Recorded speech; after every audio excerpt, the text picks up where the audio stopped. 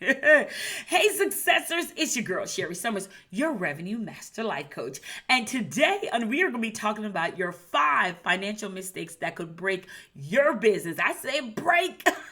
Listen, these are the things that I went through. I'm going to share these 5 financial mistakes with you so you don't have to make some of the mistakes that I made.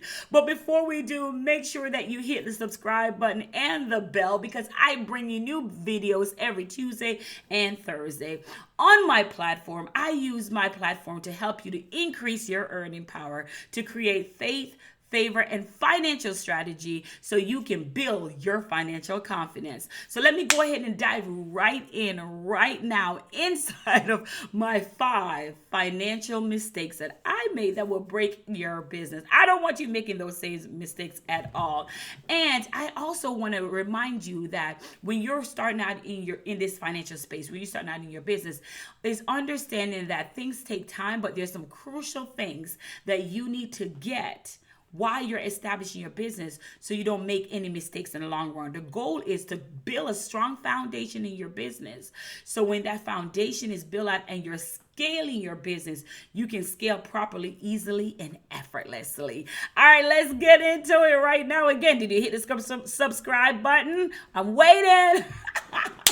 All right, so let's go. One of the mistakes that I made, number one, was not getting a bookkeeper, not getting someone to work on my finances. So now I know you're saying, Sherri, why do I need a bookkeeper? I'm not making any money yet. Or I just started out. I do it myself. Okay, if bookkeeping is not your area of genius, you shouldn't be doing it, right?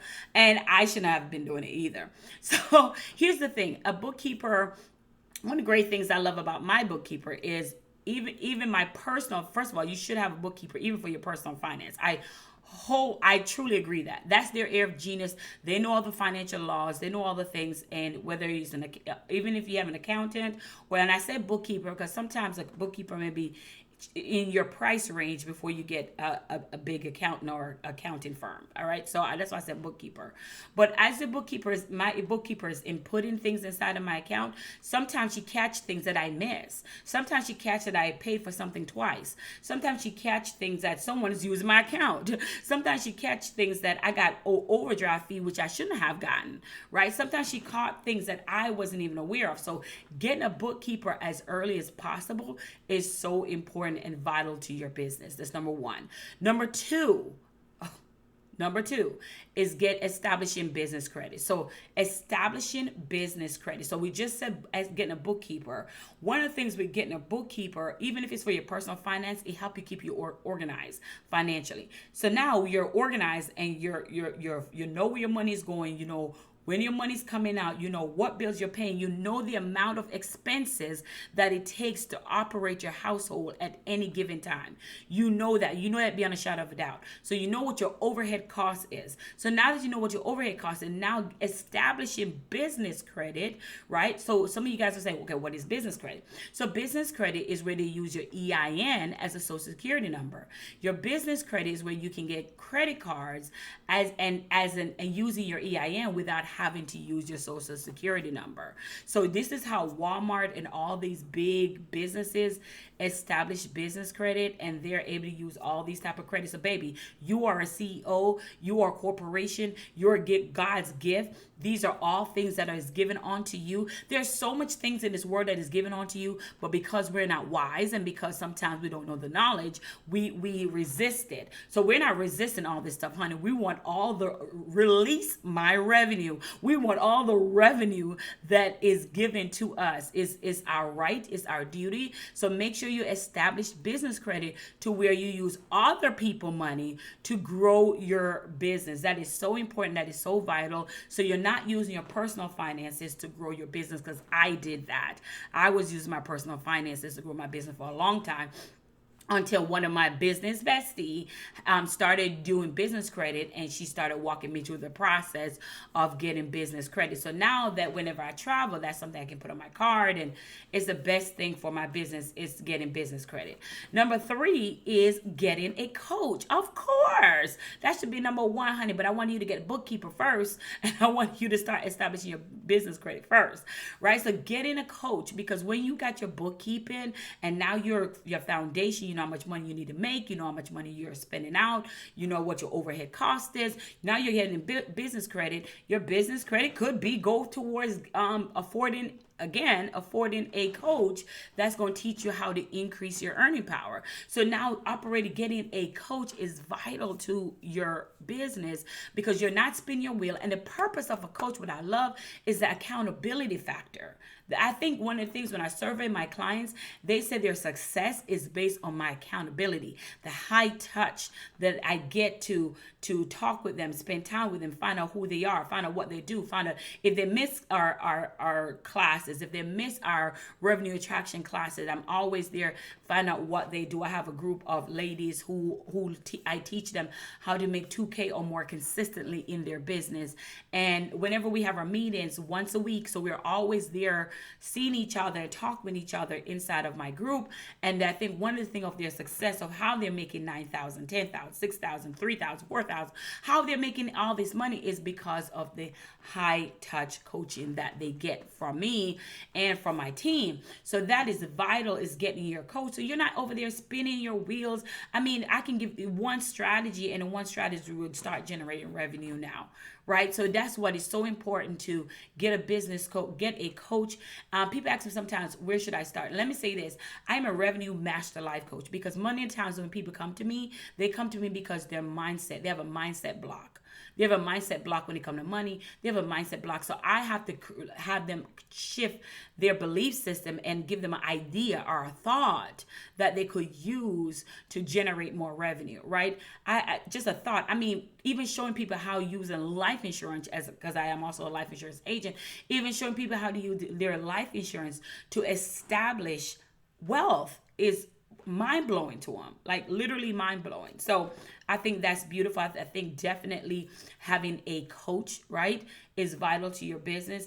And number 4 is operate in your area of genius. Operate in your area of genius. When we first get started in our financial space, we want to be able to get the website, get the logo, get all this stuff that we are not called to do. We're not called to get, right? But when we start operating in our area of genius, we're focused only on what God has called us to do. What is the thing that God has called you to do? What is that area? If he didn't call you for bookkeeping, don't do it. If he didn't call I love that, right? If he didn't call me for it, so I don't do it. That's why I have a bookkeeper. Operate only in your area of genius. And number 5, this business is a God-fearing business. So if you believe that you're going to create wealth and you want to create wealth portfolio, it's going to take you having some strong faith. Having faith and be trusting God and trusting his process. So number 5 is your faith. Number 5 of the financial mistake that I make is having faith. So what I mean by having faith is you make an investment, and when you decide to invest in something, you're like, oh my God, you're having fear that the investment was so big, and you're like, oh my God, should I have done that? You know, so it's trusting the process and believing God that he knows best, that he's going to take you on this journey of building your faith, building your confidence, and he's going to support you. He's going to give you all the resources and guidance. You have favors on your life that he is going to bring you the favor. So it's in that morning time, having that morning time with God and saying, God, I hear you. I'm going to trust the process, and not just believing in my coach, because that's a partnership, right? But also saying that, God, you brought me to this area of working in my purpose to help others. So you're going to teach me how to make an income while making an impact at the same time. So having faith, and having faith to say that God is going to take care of everything as long as you implement what is given to you. Keyword, implement. Implement direction of your coach, implement the information that you're given. So we have to really, really walk by faith. I cannot say that enough. We have to really walk by faith when we are trying to build our wealth portfolio, and then implementing those strategies and those systems to generate revenue.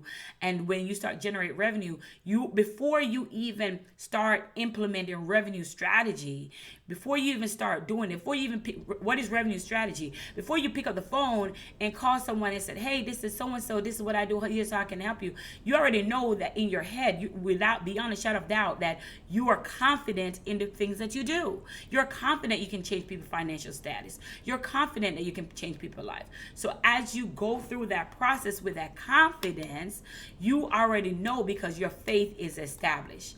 And because your faith is going to get you in rooms that you wouldn't think you would get in. Trust me, I don't have time to teach and all that.